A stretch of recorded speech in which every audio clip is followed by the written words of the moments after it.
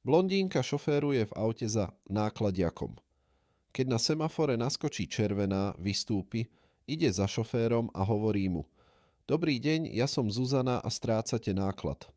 Vodič mlčí a ide ďalej.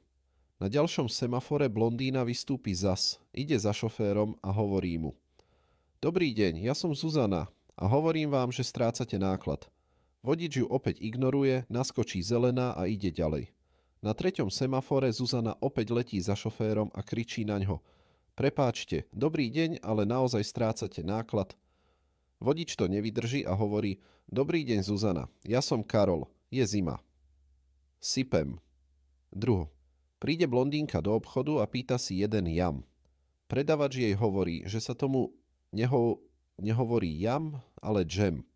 Blondína hovorí: Aha, tak si prosím ešte jeden džahodový džogurt.